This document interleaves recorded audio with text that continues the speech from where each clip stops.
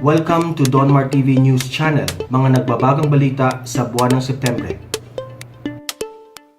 Nalulungkot po ako na imbes na nakatutok po tayo at sumunod po sa usapan na Nobyembre ang palitan ng speakership, sa ilang araw nakalipas, nakatutok po sa issue ng speakership.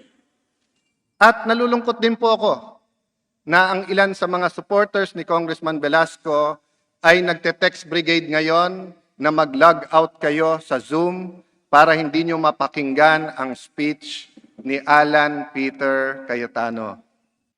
I have always made it clear that I will abide by the wisdom of President Rodrigo Roa Duterte. The President clearly instructed I and Congressman Velasco, and to quote, Alan, ikaw na bahala bukas sa office mo mag-make ng announcement. But as usual, hindi marunong tumupad si Congressman Velasco. Nasa kotse pa lang ako, di ko pa nakakausap yung mga mahal ko sa buhay.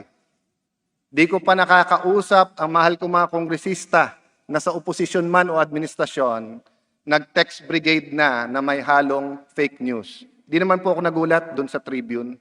Umpisa pa lang ng SEA Games, ginugulo na ako niyan at kung ano-anong black propaganda.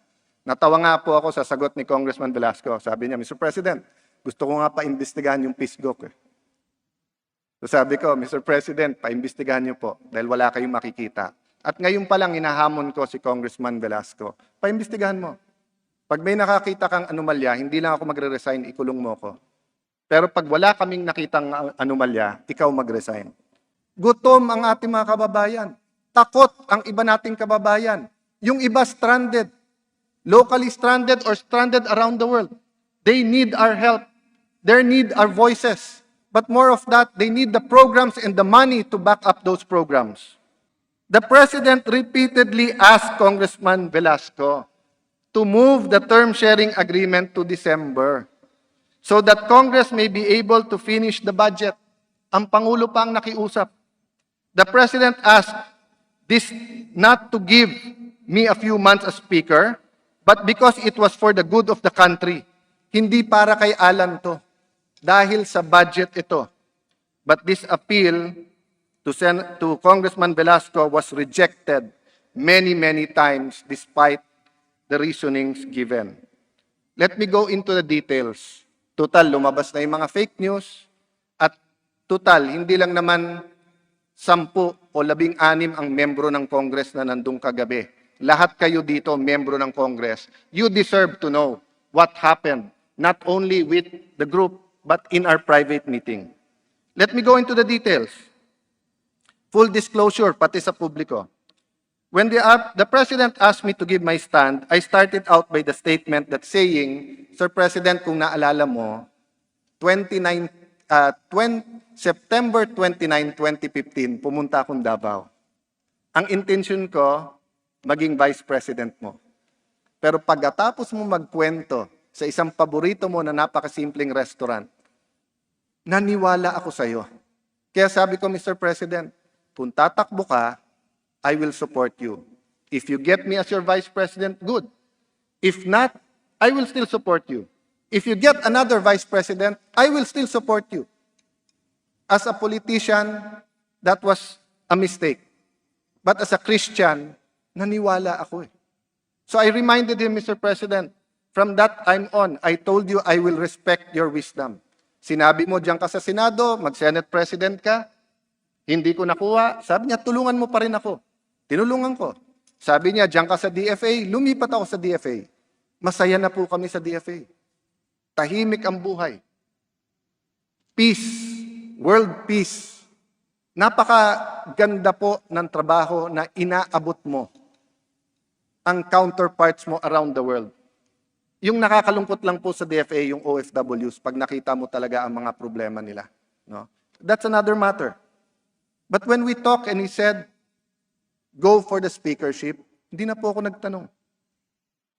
After po the campaign, nung sinabi niyang, Alan, pwede bang term sharing? Hindi ko sinabing, Mr. President, wala tayong usapan na ganun. Sabi ko, Mr. President, ano bang gusto mo? But si Congressman Velasco kept on saying, hindi, dapat ako lang. Hindi, dapat term sharing. Dapat una ko. Kung una siya, 2015, okay lang.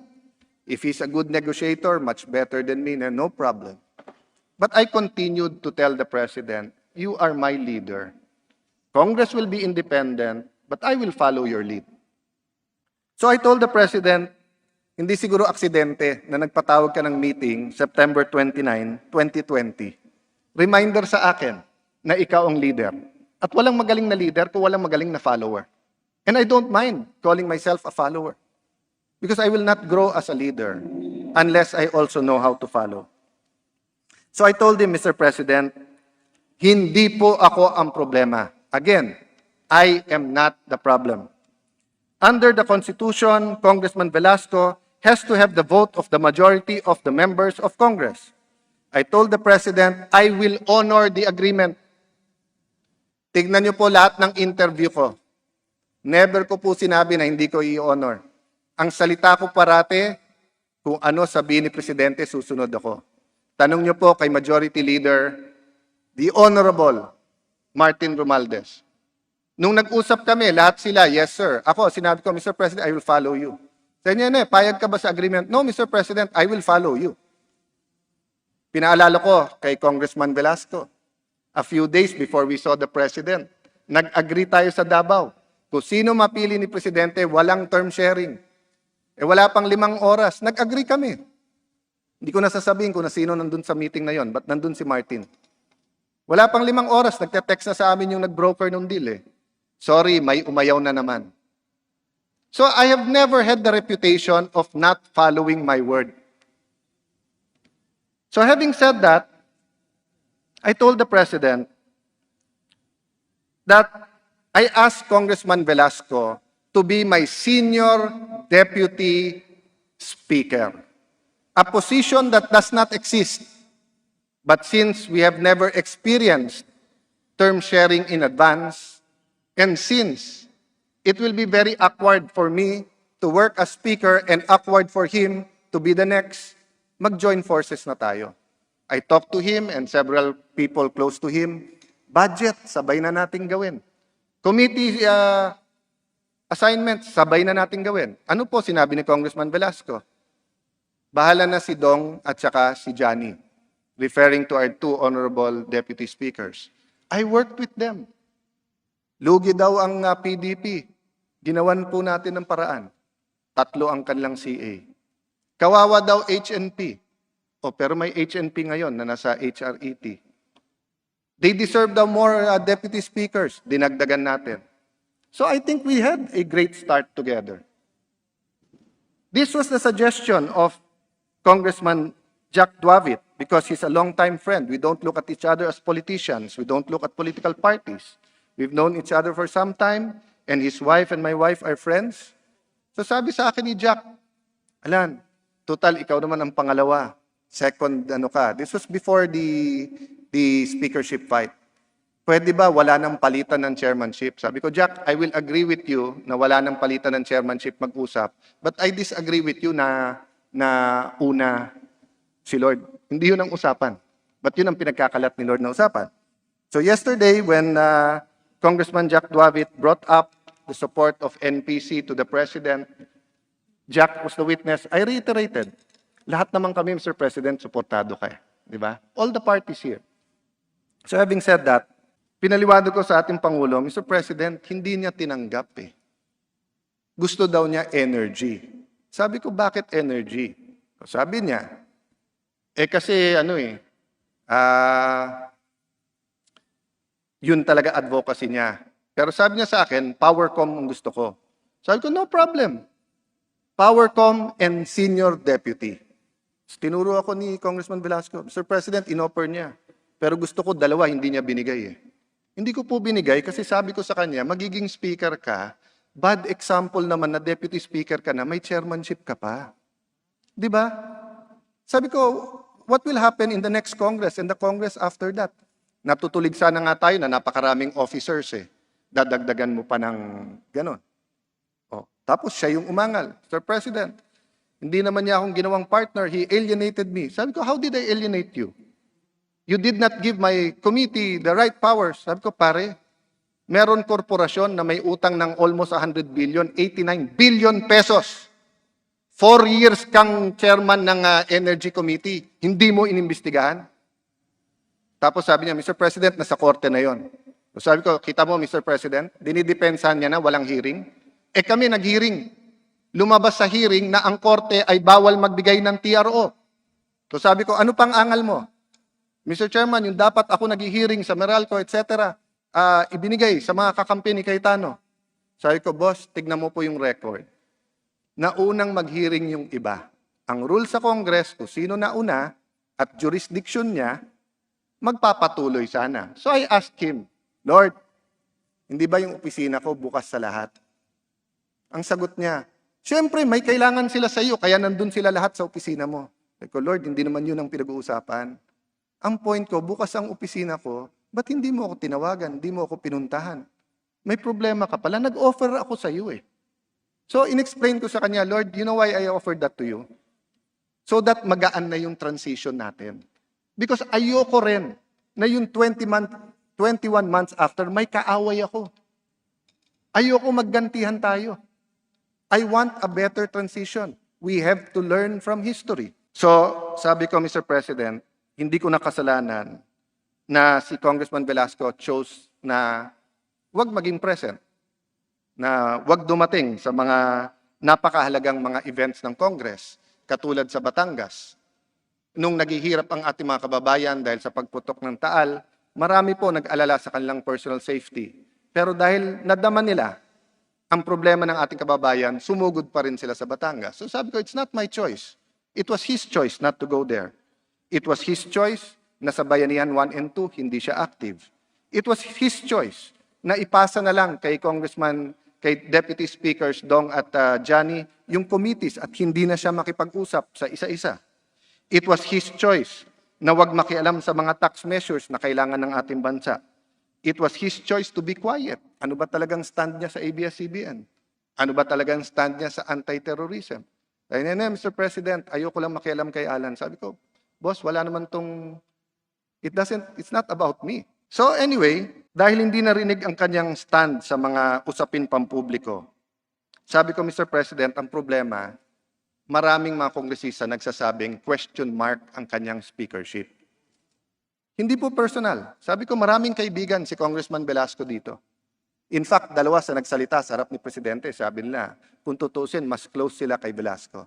But they testified about our good ratings, about kung paano pagpapatakbo ng Kongreso, and how they want their own legacy.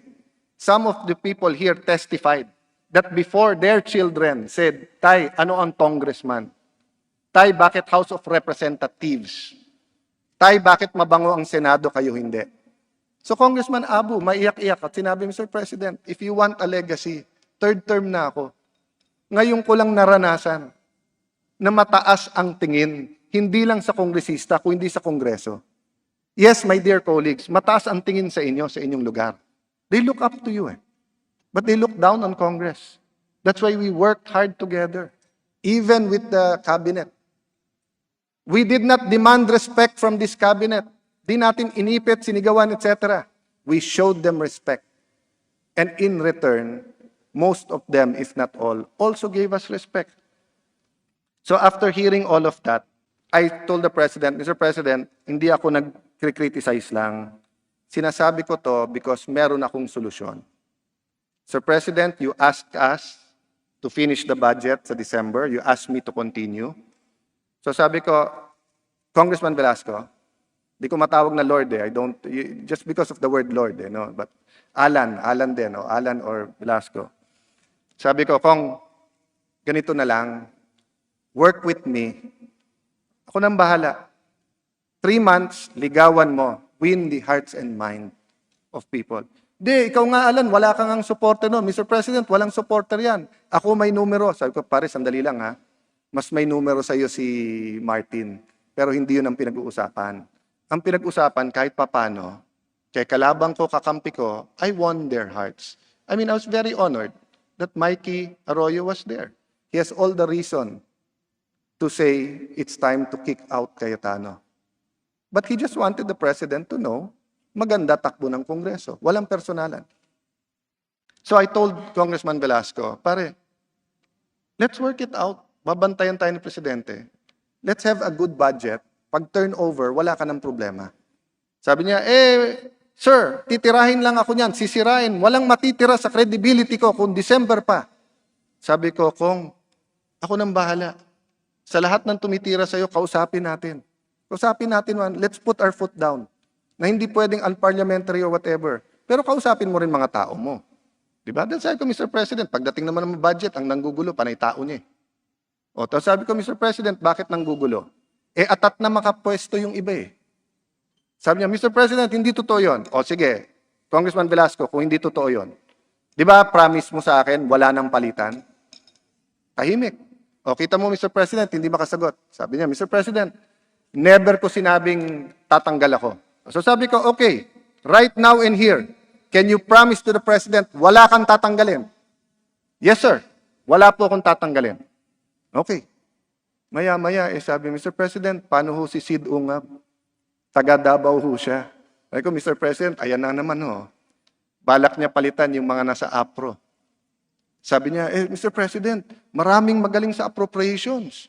Sabi ko, yes, Mr. President. Kaya nga marami kaming vice chairman eh. Pero kung papalitan niya, after the second reading sa BICAM, magkakagulo tayo. Tingin mo ba ganyan kasimple? So, atras na naman siya. Tapos sabi ko, Sir President, hindi po biro yung budget ngayon dahil may FLR at may issue po ito. At yung sinabi niya kanina na ipasa natin ang budget as is NEP. Let me make it clear, ha? The President is not asking us to be a rubber stamp. It is Congressman Velasco who's asking or was telling the President, we will be a rubber stamp. Kung ano daw yung NEP, yun daw ang ipapasa eh. Tanong niyo sa mga kasama. Lahat kasi ng sinabi niya nasa kodigo. Nagbasa siya sa cellphone. Hindi niya alam na itatanong ko yung budget. Wala sa cellphone niya, kaya sagot niya, Sir President, kung kaya ni Cayetano yung budget, kaya ko rin yan. But don't worry ko, ano nasa NEP, yan ang ipapasa ko. Never in the history of the Philippines napasa yung nasa NEP kasi may Senado tayo. And simula nung aking pagiging speaker, ang sabi ko sa inyo, Senado lang ba marunong magtingin ng national priorities? Hindi ba pwedeng maglagay din tayo ng national priorities? Kaya yung problema sa bigas last Congress at marami pang ibang mga issues sa agrikultura, sa industriya, inilagay na natin. At nung tinignan ni Senator Lacson, sabi niya, walang pork, di ba? Yung wala silang siningit, ang sinama nila institutional, okay yan. Di ba? So, I told the President, Sir President, parang minamaliit niya yung budget. Sabi niya, tumingin siya kay Lord, December na. Tanong ni Lord, Sir, anong petsa? Sabi ko, Boss, let me explain. When we made the 1521, at sabi ko, nandyan si Senator Bongo. Very, very clear yung usapan. I have 2 budgets na ipapasa and magba-birthday ako na ako speaker. Sabi niya birthday ko rin eh. Sabi ko, pare, 50th birthday ko, sentimental lang sa akin. Sabi niya, babaw mo naman. Sabi ko, mababaw talaga ako. Babaw talaga ako eh, kasi sentimental. Sino ba naman nagpi-50 years old sa atin na hindi sentimental? Sabi ko, pare, ang dami mo pang birthday, bata mo pa eh. Pero sabi ko, hindi yun ang pinag-uusapan. Binilangan ako. 1521, sabi ko, boss, wala pang speaker nung June. Sabi ko, pare-pareho naman tayong abogado. Di ba, alam naman ng abogado magbilang. August, kasi last week of July, di ba? August, September, October, November, December. January, February, March, April, May. June, July, August, September, October. Okay, sabi ko, boss, October. Last year, boss, late October ang break. Kaya kung walang COVID, na-deliver yung budget ng July, tapos na kami sa House ng August, bibigay namin ng September sa Senate, October tapos kami. Yun po ang plano, boss. Kasalanan ko ba ho na August sinubmit ng DBM? Kasalanan ba ng DBM? Hindi. Hindi rin naman alam ng DBM na meron COVID eh. We had to reconfigure the whole budget. Sabi ni Lord, hindi, Alan, 1521. Sabi ko, pare, equity ka ng equity. 14.5 and 20.5. Pero sabi ko, Lord, hindi naman natin pinag-uusapan petsa eh. It's not about you and me, it's about the budget. No, Mr. President, dapat nga September 30 na ako eh. So, mga pang-apat na beses na tinanong ni Presidente siya kung payag ng December, no extension daw. At sabi niya, Mr. President, salita mo to. Baka walang maniwala sa iyo kapag hindi mo in-enforce. Sabi ko, boss, hindi ako problema. Utusan mo ako. Kung gusto mo, boss, utusan mo ako mag-resign, hindi lang sa House, hindi lang sa Speaker. Utusan mo ako mag-resign sa House of Representatives. Kaya ko naman tumulong sa mga kababayan ko, kay congressman ako hindi. Di ba? I'm blessed with a wife who takes care of both districts and with a brother who takes care of the whole city. I'm blessed with many, many congressmen dito na kung mawalan ako ng pondo, makapagpalimos sa inyo para makatulong lang sa aking bayan. Patero says no funds. But through the goodness of many, nadideliveran namin. So sabi ni Presidente, hindi, Alan, yung ano lang, yung date. So sabi ko, boss, ikaw mag-decide dahil budget ang pinag-uusapan. Sa sunod-sunod sinabi ni Congressman Velasco, hindi, Sir Speaker, pag hindi October 14, hindi na sunod. Kung hindi October 14, hindi na sunod. Sabi ko, Lord, balik tayo sa budget. Anong gusto mong gawin ko? Ipasa ko yung budget na may mga problema? Hindi, kaya mo yan eh. Hindi, Lord, hindi mo naintindihan yung problema eh. Pakisabi kay Presidente, anong problema sa budget ngayon? Di siya makasagot. Di niya makasagot na COVID ngayon, pero bumaba pa imbis na tumaas ang budget ng health. Di siya makasagot na ang PhilHealth may 200 billion na reserve pero humingi ng 70 billion for primary health care. Di siya makasagot na nag-uusap kami ni Sec Duque na Sec ani ng 70 billion sa PhilHealth kung wala naman primary health centers.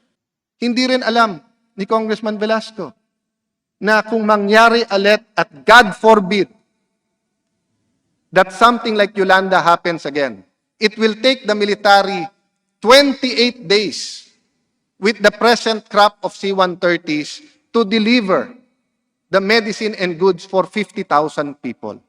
So, sabi ko, Mr. President, marami tayong problema. Ang daling sabihin yun ang kailangan, saan mo kukunin? Not all of the secretaries agree with each other. The Senate and the House don't always agree with each other. Pero ang sagot to ni Congressman Velasco, hindi, basta't October 14 kami na bahala. So sabi ko, ganito, Mr. President, October 14, kung yan ang desisyon nyo. Sabi niya, hindi, Alan, ikaw magdesisyon. Hindi, sabi ko, Mr. President, kayo presidente, mas alam niyo yung problema eh. Pero sabihin mo, ako susunod. Sabi niya, October 14. Sabi niya, Mr. President, I will resign on October 14. Let me clarify, Mr. President, he needs to get the votes. So tumingin lang siya. Gumaganon si Presidente. Sabi ko, Mr. President, let me explain. Under the Constitution, you need a majority of all members to be elected Speaker. So I can step aside.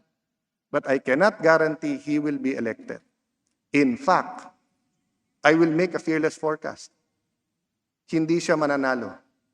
Or, if I step aside, mananalo siya, after 1 week, makukudita siya. Bakit? Maraming popular sa Kongreso. Sabi ko, Lord, sorry ha, COVID eh. Nagtago ka eh. Di ko alam kung nasa aircon kang hotel o kung nasaan ka eh. Kami nasa distrito namin. Kami nandito. Nakailang budget hearing kami dito. Paglabas na paglabas, malalaman namin, buong opisina nung ka-budget namin, nagka-COVID. Takbo kami, hiwalay sa pamilya, magpapa-swab na naman. Yung ilong ko, hindi naman ganito katangos dati. Pero sa daming beses na swab. So, I told him, Lord, I'm not talking about as your opponent ganyan. You tell the President bakit ka absent. Hindi makasagot. Sabi ko, Lord, I'll tell you the truth. Once you're speaker, you're up there. Walang pwedeng makita in your personal life, in your public life. You know, hindi pwede because babaksak yung institution. So let me just ask you, are you ready? Kasi if you're ready, you have to give up a lot of things. Kanya, kaya ko yun. Sabi ko, sige, Mr. President, kaya. Sabi niya, so okay na. Kinamayan kami. Nahiya nga ako pag ganun ni Presidente kasi bawal ang kamayan. Ginanon niya. Ginanon niya. Tapos sabi niya, bilib ako sa'yo. Sabi ko, Mr. President, paano ito? Sabi niya, tinungin kay Lord, tumingin sa akin. Si Alan na mag-a-announce sa opisina niya bukas para maganda. And ang bala ko, i-focus kayo ng 15 minutes para hindi naman kayo masyak. Nasa kotse pa lang kami. Kung ano-ano na eh. Di ba? kayong mga may Viber group sa mga committee nyo, the President has spoken, eto na, congratulations Lord, etc. Huwag kayong mahiya sa akin, mahiya naman kayo sa mga kasama nyo. Isang pamilya lang tayo dito eh. Let it be between me and Congressman Velasco. Kung may problema kaming dalawa lang yun.